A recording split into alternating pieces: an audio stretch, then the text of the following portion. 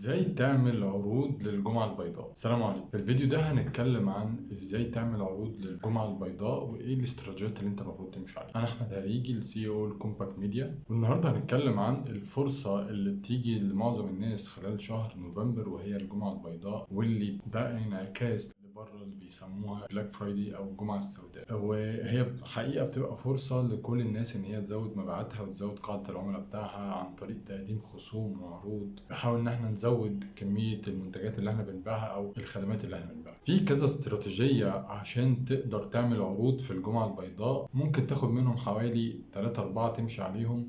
يعني احنا غالبا هنناقش في الفيديو ده حوالي 6 استراتيجيات ممكن تمشي عليهم عشان تعمل مبيعات وتزود المبيعات في الجمعة البيضاء. والحقيقة ان هو في اكتر من 6، بس احنا ركزنا على اهم 6 واكتر 6 احنا بنشوفهم او الشركات بتحاول تعمل. اول استراتيجية او اول نوع عروض ممكن نتكلم عليه هو اللوس ليدر او المنتج الخاسر. اللوس ليدر هو اسلوب تسعير وتسويق بحيث ان الشركة بتحاول ان هي تختار منتج معين عليه اقبال كبير وتحاول ان هي تبيعه بخساره او على الاقل بتكلفته بثمنه يعني. والهدف من استراتيجيه اللوس ليدر ان هو حتى لو هنبيع منتج معين بخساره او بالتكلفه بتاعته، فاحنا هنحاول نجذب العملاء للمتجر بتاعنا او المحل بتاعنا او مهما كان نوع البيزنس او حتى الاونلاين ستور، بس عشان يبداوا يشوفوا منتجاتنا ويشوفوا العروض بتاعتنا ويشوفوا اللي احنا نقدر نقدمه له. ومن اكبر الامثله اللي بنقدر نشوفها لللوس ليدر دي حاجات زي المنتجات الاستهلاكيه زي الجبن، البيض، اللبن، اللي السوبر ماركت او الهايبر ماركت الكبير بيبيعها تقريبا بتكلفتها او بخساره، بس عشان يشد رجل الزباين او العملاء للمكان.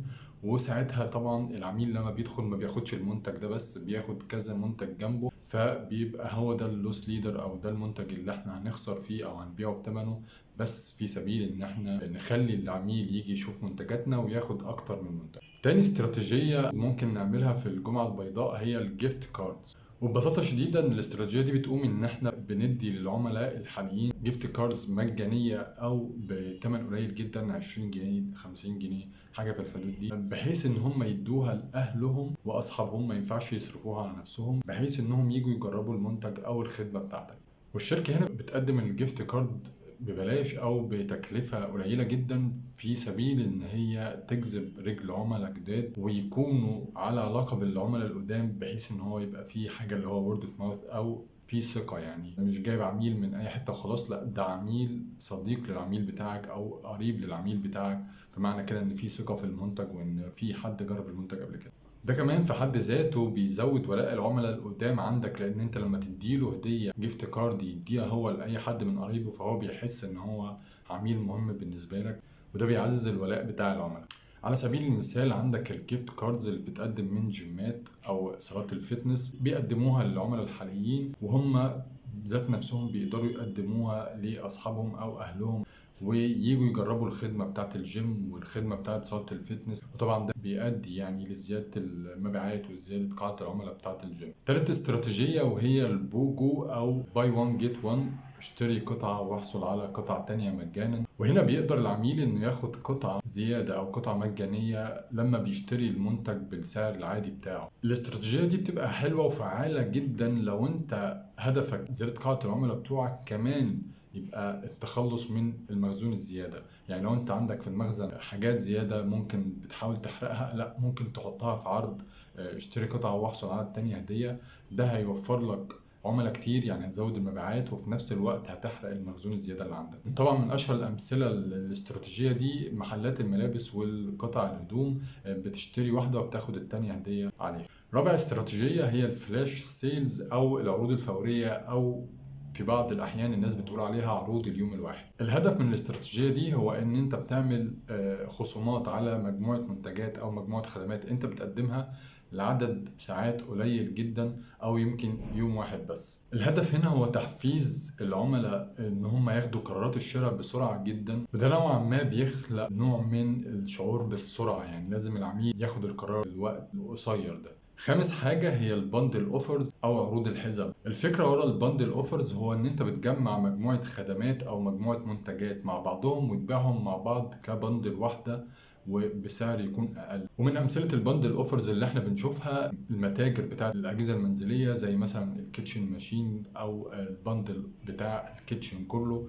اللي بتلاقي فيه خلاط، بتلاقي فيه كبه، بتلاقي فيه كذا حاجه وكذا منتج جنب بعض ممكن يتباعوا لوحدهم، بس لما بيتجمعوا كلهم في بندل ده غالبا بيشد العميل اكتر، لانه العميل بيحس ان في فايده في الاوفر اكبر بكتير. سادس استراتيجيه معانا هي استراتيجيه لويالتي بروجرام او برامج ولاء العملاء. لازم تقدم عروض وخصومات للعملاء الدايمين عندك قبل اي عميل جديد. ده بيحفز العملاء القدام اللي هم اصلا واثقين فيك وفي المنتج بتاعك او الخدمه بتاعك ان هم يشتروا تاني، لان هم بيحسوا ان هم مميزين وبيتقدم لهم عروض وخصومات حصريه. على سبيل المثال برامج النقط اللي بتتعمل من شركات المحمول، ان انت بتقدر تجمع نقط معينه وممكن تشتري بيها حاجه من الستور بتاعهم او تبدلها بوجبه او مهما كان. احنا شفنا امثله كتير لللويالتي بروجرام بتتعمل من شركات المحمول. بعد ما اخترنا 2-3 استراتيجيات نمشي عليهم او 3 طرق نقدر نعمل بيهم عروض في يوم الجمعه، ازاي ممكن نروج ونسوق للعروض دي بحيث ان العملاء تعرف ان احنا عاملين عروض في الجمعه البيضاء؟ في طرق كتير ممكن نقدر نعمل بيها الترويج او التسويق للعروض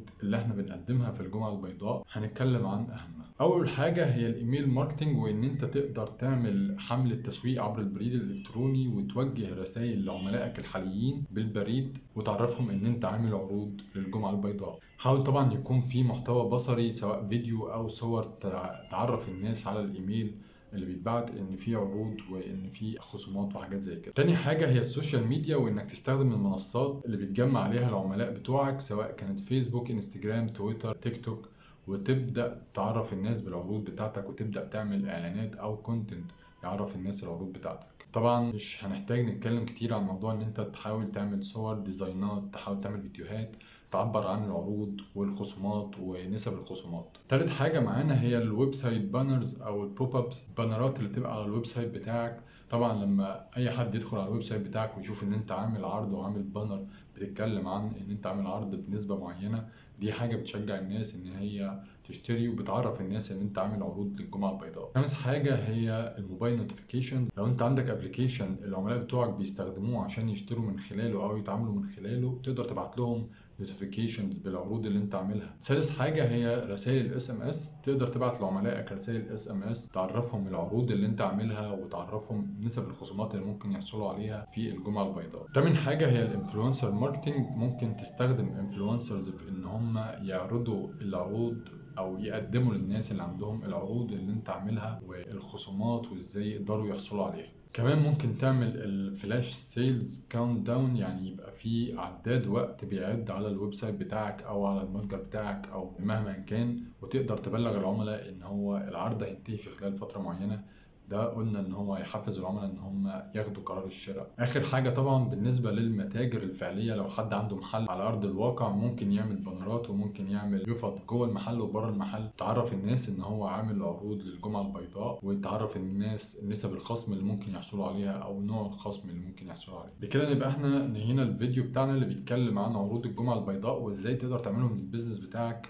دي حاجة مهمة جدا وبتزود قاعدة العملاء بتوعك. مهما كان هامش الربح في العروض والخصومات بيبقى قليل، إلا إن أنت هتزود قاعدة العملاء بتوعك، فده هيزود المبيعات بعد كده. ربنا يوفقنا جميعا.